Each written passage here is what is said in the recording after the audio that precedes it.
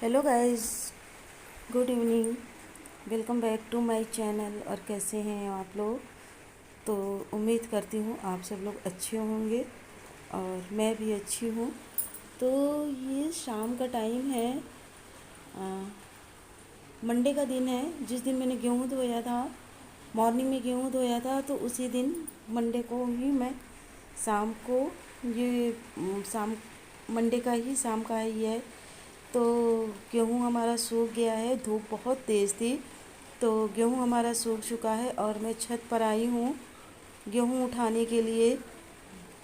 नहीं तो बारिश वारिश का कोई भरोसा नहीं है, मौसम कुछ थोड़ा सा बना हुआ है और शाम के टाइम मैं इसको उठाकर रख दूँगी। नहीं तो मुझे बहुत ज़्यादा डर लगता है कहीं ऐसा ना हो कि बारिश आ जाए और गेहूँ हमारा भीग जाए। तो इसको मैं यहीं नहीं रहने दूँगी, इसको मैं नीचे ले जाऊँगी। लेकिन अभी जो है ना, अभी मैं इसको यहीं छोड़ दूँगी क्योंकि अभी मुझे कपड़े भी ले जाने हैं।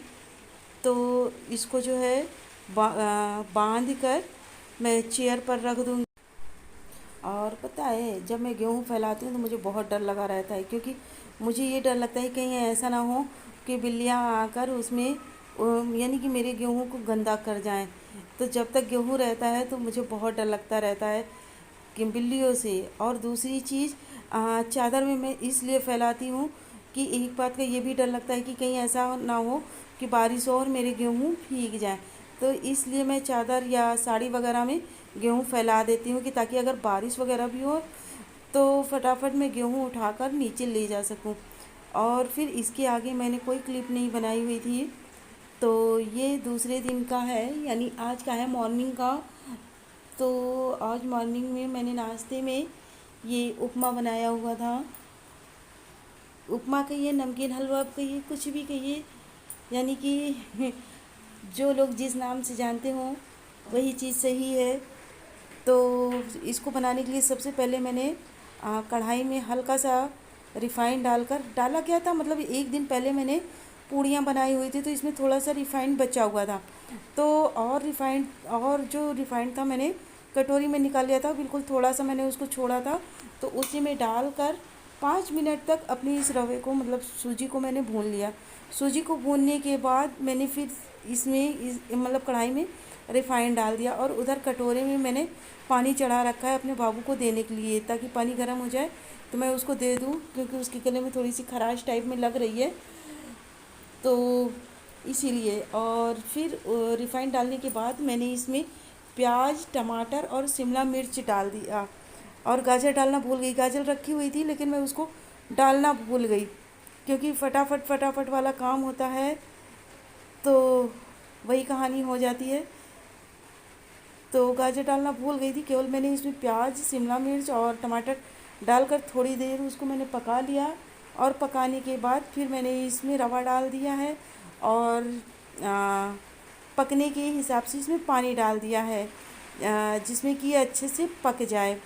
और आप चाहें तो आप इसमें देसी घी से भी बना सकते हैं। देसी घी का रहेगा तो और अच्छा लगेगा, लेकिन मेरे पास देसी घी अभी ख़त्म हो रखा था तो इसलिए मैंने रिफाइंड में बनाया है। नहीं तो उसका टेस्ट तो कुछ और भी आता है। आप चाहें तो इसमें और भी सब्ज़ियाँ ऐड कर सकते हैं, मटर है और और और भी, जैसे जो भी कुछ आप डालना चाहें, बहुत सारी सब्ज़ियाँ होती हैं, जो भी आप डालना चाहें यह आपके ऊपर डिपेंड करता है। बट मैंने इसमें गाजर नहीं डाला क्योंकि गाजर मैं डालना भूल गई थी।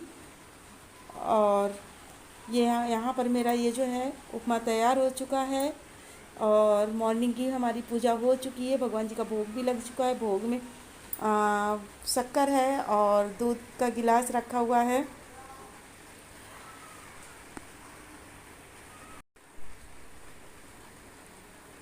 और अब मेरी चढ़े बन रही है चाय। तो अब हम दोनों लोग चाय पियेंगे। तो आ जाइए आप लोग भी हमारे साथ चाय पीने के लिए। और गर्मी तो इतनी भीषण हो रही है हमारे यहाँ, तो बारिश होने का बिल्कुल भी नाम नहीं ले रही है। पता नहीं क्यों, सब जगह बारिश हो रही है लेकिन हमारे यहाँ बारिश बिल्कुल भी नहीं हो रही है। मॉर्निंग से ही उठो तो ऐसा पसीना चूता है कि जिसका कोई जवाब नहीं, बहुत गर्मी हो रही है। मैंने क्लिप को आगे पीछे कर दिया है क्योंकि सॉरी गाइज, मैंने जो ये उपमा बनाया था यह चाय पीने के बाद बनाया था, लेकिन क्लिप मेरी थोड़ी सी आगे पीछे हो चुकी है। तो इसके लिए मैं सॉरी बोल रही, माफ़ी चाहती हूँ। क्योंकि पहले जो है चाय बनी थी, उसके बाद उपमा बनाया हुआ था, तो उसके लिए मैं सॉरी बोल रही हूँ। और यहाँ पर मुझे प्यास बहुत तेज़ी में लगी हुई है, तो मैं जा रही पानी पीने। पहले पानी पीऊँगी, फिर उसके बाद चाय पीऊँगी। और आज हमने ज़्यादा खाने में कुछ भी नहीं बनाया। मॉर्निंग में दिखाया आप लोगों को, उपमा बनाया था और दही के आलू बने हुए हैं और रोटी बनाई है। चावल अभी नहीं बनाया, चावल बनाऊँगी दोपहर तक, क्योंकि अभी आज बनाने का मेरा मन भी नहीं है, क्योंकि बाबू को मेरे जुकाम हो रखा है, तो इस वजह से मन भी नहीं हो रहा। अब देखो, अगर नहीं खाएंगे तो फिर बनाना ही पड़ेगा। नहीं तो वैसे तो मैंने रोटियां सेक के रखी हैं। अगर बैक साउंड आवाज़ आ रही हो तो प्लीज़ माफ़ कीजिएगा, क्योंकि जानते हो, आप लोगों को मैं बता चुकी हूँ कि ये बाहर से आवाज़ आती है। म्यूज़िक नहीं है, कोई है, यानी कि आस पड़ोस के लोग हैं। तो अब रोज़ रोज़ का मैंने सोचा लंच क्या दिखाऊं, तो मैं डायरेक्ट यानी कि खाना बना कर मैं आ गई हूँ अपने रूम को क्लीन करने के लिए। तो यहाँ अपनी चादर को मैं सही से लगा रही थी, क्योंकि सोने से और मतलब बैठने उठने सोने से ये चादरें जो है उथल पुथल हो जाती हैं, तो इनको तो सही करना पड़ता है। ये तो हर लेडीज़ करती है, सभी कोई काम करता है इस तरह से। तो वही मैं चादर सही कर रही थी, क्योंकि रूम का सबसे पहली चीज़ तो यही है कि पहले चादर सही करो, फिर झाड़ू पोछो, फिर उसके बाद झाड़ू लगाओ, फिर पोछा लगाओ।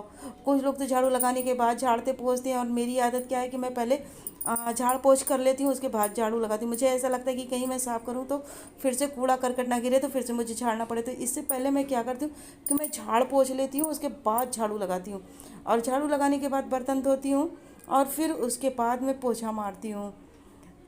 तो इस तरह से मेरा काम होता है। पता नहीं मैं उल्टा काम करती सीधा काम करती हूँ, लेकिन मेरी आदत में ही ये शामिल है कि सबसे पहले मैं सारी अलमारियाँ हैं और जो भी कुछ पोंछने वाली चीज़ें होती हैं उनको पोंछ लेती हूँ, उनके बाद झाड़ू लगाती हूँ। लेकिन अधिकतर मैंने देखा है कि लोग पहले झाड़ू लगाते हैं, इसके बाद पोंछने ओछने का काम करते हैं। तो मेरा काम ऐसे ही है। और ये तख्त के नीचे धूल काफ़ी हो चुकी थी, क्योंकि एक दिन छोड़कर एक दिन मैं तख्त के नीचे घुसकर लगाती हूँ। एक दिन क्या करती हूँ, ऐसे खड़े खड़े लगा लेती हूँ और आगे आगे लगाकर चली जाती हूँ, और दूसरे दिन क्या करती हूँ कि तख्त के नीचे पूरा घुसकर तब साफ़ करती हूँ। क्योंकि ये डबल तख्त है, तो डबल तख्त का मतलब ये है कि काफ़ी अंदर तक हो जाता है, जिससे कि मुझे लेट कर साफ़ करना पड़ता है। और इस समय तो गर्मी से पसीने से इतना दिमाग ख़राब हो रखा है कि अगर ज़रा सा भी लेट हो तो ये लगता है कि धूल जैसी चिपक गई है, तो ऑटोमेटिक मेरे को दोबारा नहाना पड़ता है। एक तो पसीने से मैं भीग जाती हूँ, और दूसरा ये झाड़ू पोछा करने के बाद मुझे लगता है कि जैसे मुझे गंदा गंदा सा, तो ऑटोमेटिक मुझे ये करना पड़ता है। क्या करें यार, हम लेडीज़ें इतना करते करते थक जाती, लेकिन फिर भी घर वालों का मुंह जो होता है ना, वो सीधा ही नहीं रहता है।